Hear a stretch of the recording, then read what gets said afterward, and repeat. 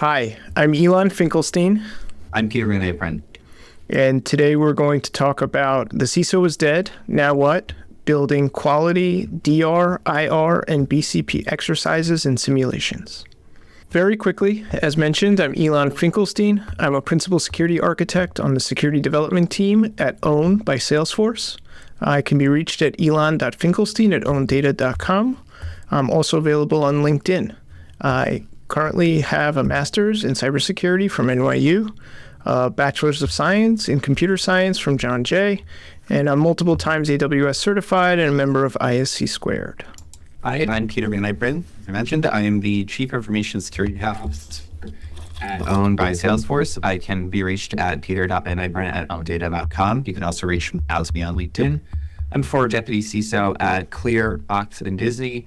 I also have a master's in cybersecurity, and I have more than 25 cyber certifications. I also teach some cybersecurity courses. Okay, so very quickly, we're going to just talk about our overall topics for today's talk. We're going to walk through an introduction, a quick review of the terminology, developing real-world possibilities, introducing randomness into exercises, conceptualizing black swan events, gaining management buy-in, including others, and then some follow-up and conclusion points. So very quickly into the terminology. In order to build a common body of knowledge, disaster recovery, or DR, is an organization's ability to restore access and functionality to IT infrastructure after a disaster event, whether natural or caused by human action. What's more important here is not what this definition says, but what it doesn't say, which is it's restore access and functionality to IT infrastructure, but really it's what keeps you operating. Second would be incident response. Incident response is the actions that an organization takes when it believes IT systems or data may have been breached. Security, for instance, security professionals will act if they see evidence of an unauthorized user, malware, or failure of security measures. That's from Microsoft. BCP, or business continuity planning, that's documentation of a predetermined set of instructions or procedures that describe how an organization's mission/business principles will be sustained during and after a significant disruption. That's from NIST. And finally, a black swan event. A black swan event is an event that defies expectations. They carry extreme consequences and are only understood in hindsight. That definition comes from Forbes. I think a good example is COVID. COVID was the black swan event of the last 10 years, right? No one saw it coming, totally unexpected, shut down almost everything. I think another 10 black swan that we have to look at here very seriously, and that is not throw anyone under the bus, but CrowdStrike. CrowdStrike, what happened inside CrowdStrike, probably preventable, predictable. The effects that occurred to the rest of the world, not so much. And I think that we need to really look at true code, and events that start out as something predictable, small problems that are taken care of in places, and they build into something that has truly unpredictable consequences. Yeah, absolutely. Absolutely.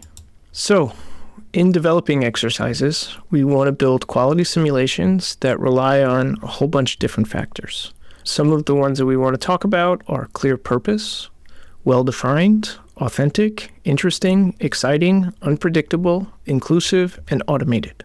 Clear purpose. Successful exercises begin with a straightforward and simple explanation of the goals. That's really just basically laying out exactly what the idea is, what our plan to do here is, and what the end result will be. And the more clarity we can provide our participants, the easier and much more fun that these exercises will be. And I think we should note here that when we say expectation of the end goals, it's what is the outcome? What are we more prepared for? What have we learned from this? Not this is how the beginning and end of this simulation occur, everyone. I think that's precisely what we're here to talk about not doing. So I just want to make sure we clarify that. Next up is well-defined, right? We really want to have a good explanation of what is fair game, what's out of bounds, and what the parameters and boundaries of our exercise include and also don't include.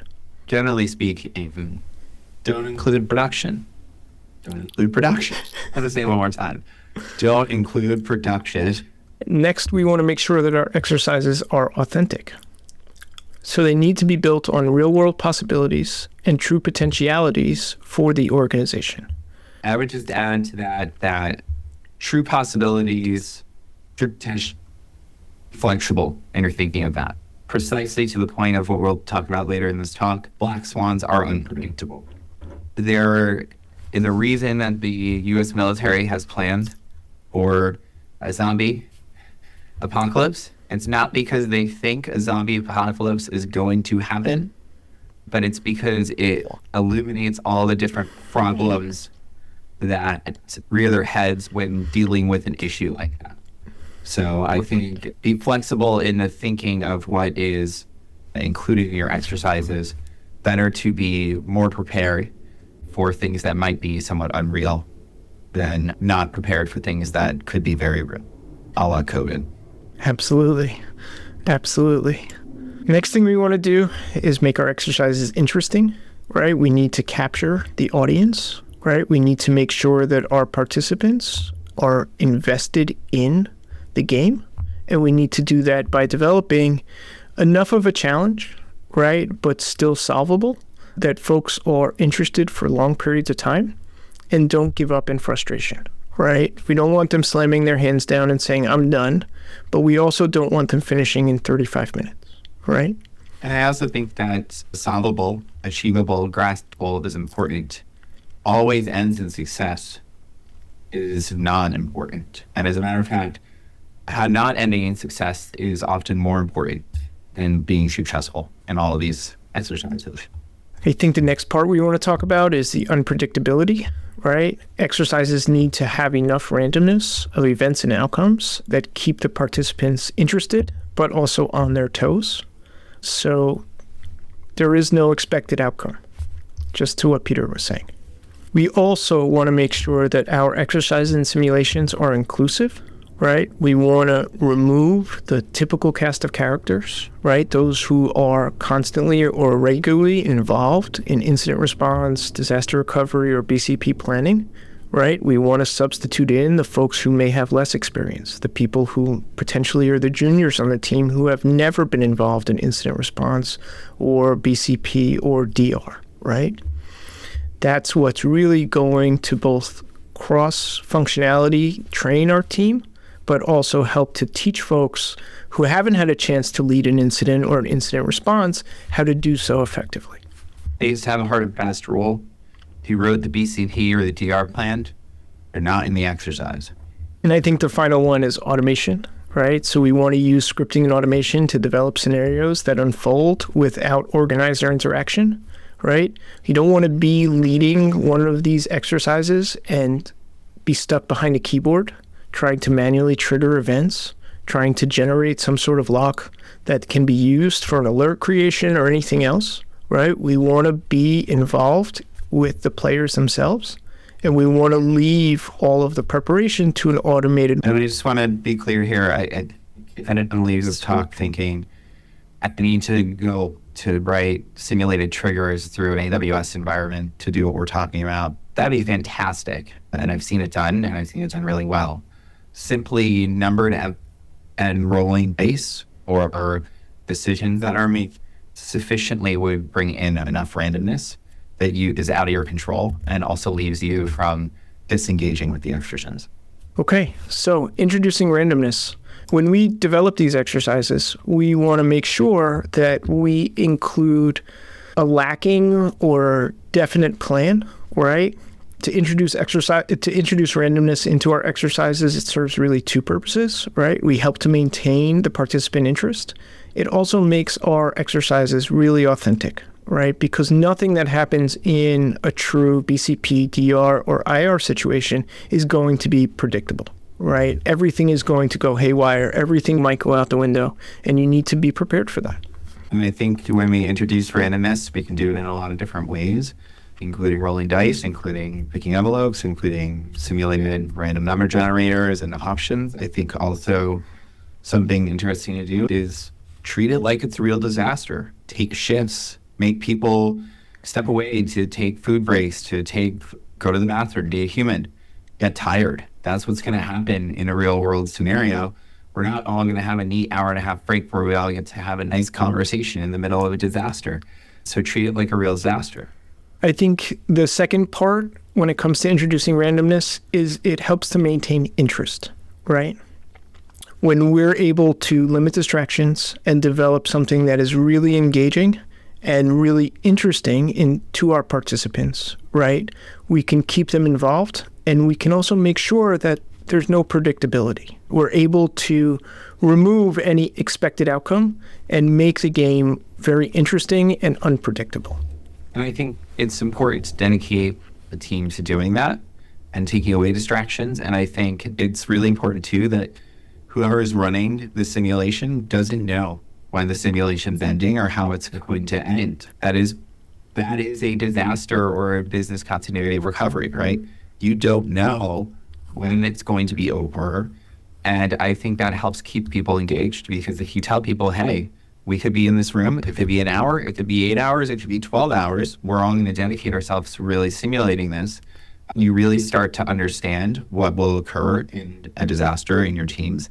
And it also focuses people, right? Which is, generally speaking, in the first half hour, people want to chunk slack after they've been at it for a while, and they want to motivate the game, they want to get out. I think distractions will go away very quickly.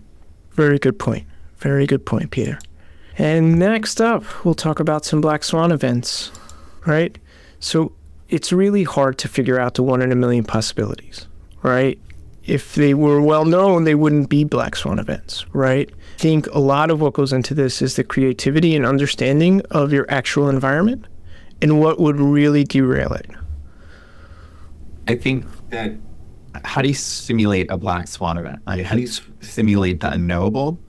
I think if you research and look at people who study black swan events, one of the characteristics is that they're always, I don't want to say predictable, but knowable in hindsight. The reason they're knowable in hindsight is you can see the 7 or 8 factors that interacted with each other to create that black swan event. So if you want to simulate black swan events, create 7 or 8 random factors, let them interact with each other to see where things lead. You may not end up in a black swan scenario. You may end up in a very vanilla scenario that is a typical R scenario. Someone kicked the cord out, right? But you also may end up with a truly unique scenario to you that really starts to highlight how you would have to act during a black swan event. Definitely. Now, okay, gaining management buy-in. So convincing management that half the ops team, 3/4 of our security resources, and legal, finance, and product all need to be in the same room for the next 8 hours and not at their desks is not easy, right? It's only a few people from the company. We need 3/4 of the company working. Yeah, but it's totally an uphill battle. I don't have a lot to add here. In security, we're often being asked to prove the value of a negative. What's the ROI of something bad not happening and prevent the bad thing from happening? But I do think, Ilan, you've said the pointers here on how we can help people make a case. So, absolutely. So really quickly, we need to have a good understanding of what motivates business, right? Typically, business is motivated by the ability to continue to be in business, right? Our ability to be successful. And some of that comes down to our ability to make sure that our systems are continuous, that our data is not leaked, in addition to being able to make money, right? So I think if we're able to show the value add that a lot of DR, BCP, or IR exercises can bring to the organization, we're able to see much more buy-in from our leaders. To really help make this point, we have some really good stats here that hopefully can help as you translate them to your business leaders. So very quickly, in terms of BCP, continuity breaks cost somewhere between $137 to $16,000 per minute, right? 9 out of 10 businesses experience 1 or more continuity breaks in a quarter, right? And I think this is just a really important thing to hit home on here. I think often when people try to make these cases, they try to say the average cost of a server going out. We have that here, but really the most important thing in this slide is 9 out of 10 businesses experience 1 or more outages per quarter. Go find that last outage Go talk to the product people, go talk to the sales folk, go find out how much that outage cost for your business and look at the time that it was out and then go make that multiplication. That loss of revenue or that refund to a customer, et cetera, is a much healthier and more significant argument than how much it costs to fix a server. Absolutely. Absolutely. So some really quick DR stats, right? Corporations lose 40% of employee productivity during outages, right? 30% of organizations permanently lose data, and more than 2/3 of outages cost companies over $100,000 in revenue, right? So Sorry, go ahead. no, taking this all back to your leadership helps to make that case. And I think just, again, focusing in the slide here on people know what it means if 40% of people can't work, especially recently. People lived through COVID. They understand that. I think the other really important one on here is 30% of organizations permanently lose data. In your scenario, I encourage everyone in your scenario, somehow lose data, somehow have data inaccessible. Even if it's through randomness and it's how much of the data or et cetera, but have them feel the effect of not having data at their fingertips. Businesses operate on data, and the only thing scarier to lose than revenue is data, because data loss always leads to revenue loss. 100% of the time, it leads to revenue loss in one way or another. Really good point. Really good point. And I think the third one is probably one of the easiest cases to make, and that's the IR stats, right? IR is probably the most well-known of all of the things we're talking about today. But again, these stats are overwhelming when we present them to leadership, right? Ransomware gangs collected $1.1 billion in 2023 from their victims, right? 72.7% of organizations worldwide have experienced ransomware attacks in 2023 alone, right? And cyber attacks exposed the health records of 25%, 1 in 4 people, in the first 9 months alone in 2023. So the idea that you're not going to start to prepare for these basically eventualities seems silly. And I think just adding to that too, the ransomware and attack landscape is shifting significantly. You're seeing more places where data will just be exposed, data will not be returned. Ransomware gangs don't want to negotiate, insurance companies don't want to pay. So again, adding that randomness, adding that fluidity into your simulations is more important than ever, because when you are faced with something like this, which 73% of us were faced with in 1 year alone, you don't know what you're going to be facing. And it's something in the security community we talk about all the time, but other business leaders don't realize that and assume that there's 1 or 2 really easy ways out of these scenarios. And I think it's really important for them to understand that's not often the case. Absolutely. Okay, I think we're coming into another really important part of a successful exercise, and that's including others. So when we talk about including others, once we have management buy-in, right, we want other teams to participate, right? When we operate in, let's say, DR, BCP, or IR world, right, we're not operating with only technical folks, right? We need to make sure that all of the teams involved in an incident, right, any of those types of incidents will be prepared, right? And by doing so, we can ensure that, again, we have a better incident response or IR or DR or BCP. So, and I think that if you're performing a simulation, and Ilan, we're looking at the list of teams here, and I want you to tell us why it's important, but I just want to say to everyone, if you're doing a simulation and it doesn't involve at least 2 of these other groups on here, you shouldn't be doing the simulation, because you're not simulating something serious and big enough that it actually matters to simulate it. You're not rehearsing something that is actually significantly damaging to the company, and that's what we need to prepare. Many of the little things we can handle. It's the big things where we need cooperation and we need to know that things will continue operating. Go ahead, Ilan. Absolutely. And I think some of those teams that operate during, whether it's a DR, BCP, or IR, in real life world include finance, legal, our C-suites, our physical security teams, and our marketing and PR teams, right? Because as technologists, we are only privy to a small scope of the business. These folks handle the other important pieces of the business. And I think that going back to the cogent title of this talk, the CISO is dead, which is something we talk about internally here. I like to think I won the lottery, but I'm fairly certain Ilan kills me in a plane crash. Regardless, I think it's important, especially across the C-suite, to do that, right? Often in these plans, you have that legal or privacy or your chief legal counsel or someone like that will sign off on the language that's released or your internal comms or something like that. We often don't look at who the backups are for these people. And we often take for granted that these people will be available. And the first thing that will occur in a real world scenario, in a real disaster, especially a large scale black swan event, is some of these people are just not going to be there. They're not going to be available. And the last thing you want to do is not know who. If you don't know who, you're paralyzed. And that is literally the number one thing. People can do things. But what's the old saying, Ilan? A person is smart, people are dumb, a crowd is dangerous, right? People in a crowd of people getting on the phone. No one knows who's supposed to be doing what and who's in control. Things are going to go sideways really quickly. So I think that's really important to bring into your scenarios. And you get to kill me in a plane crash. So everybody doesn't want to take their boss out for it. I guess now we can get into our conclusion. I guess the first conclusion from this talk is the CISO is not dead. He's very much alive and here with us. So that's a plus. But also, it's developing really interesting and seemingly random exercises requires time and attention to detail.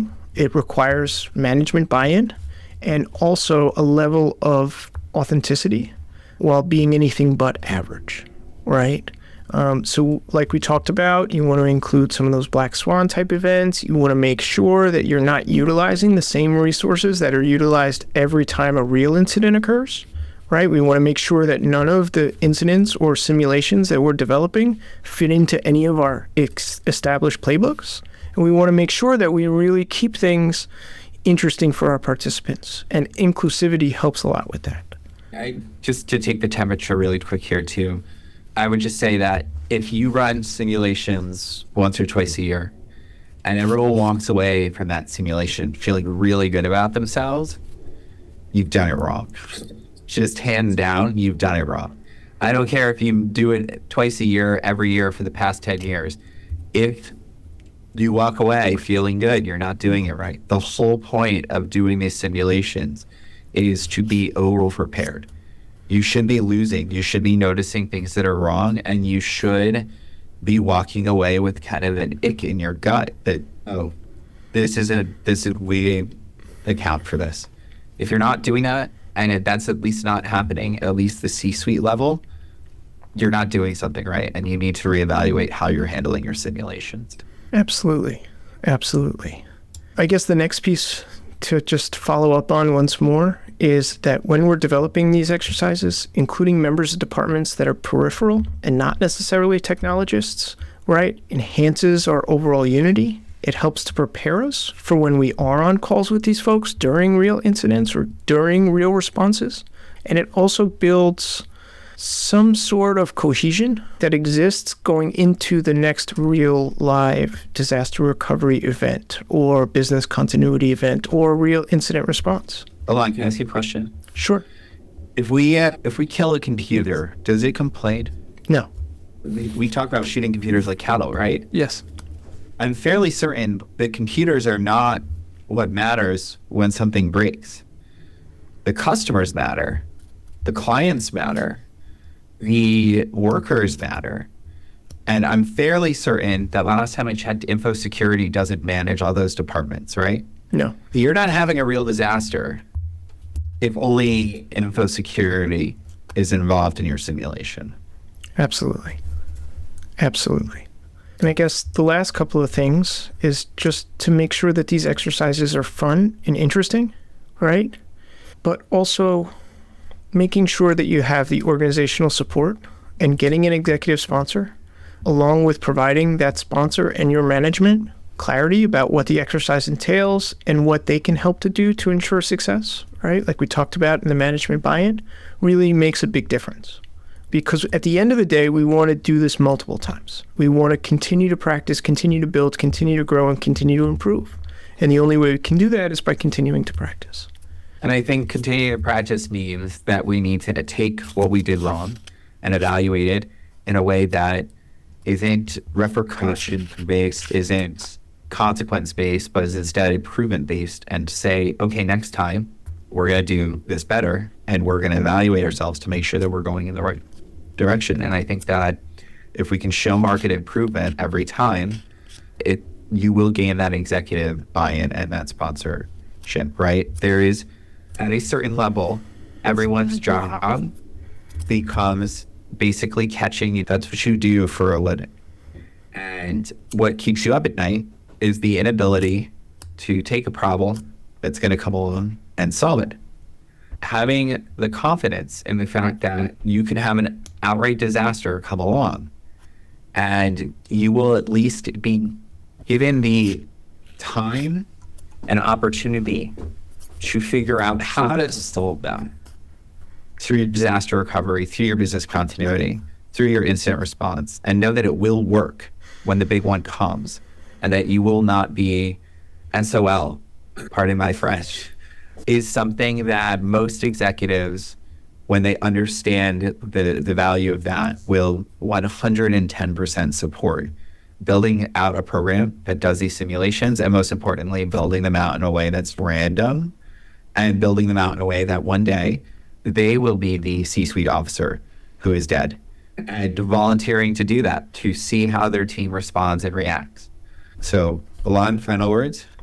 No, just to go out there and have fun, and thank everyone so much. Really appreciate you joining our talk.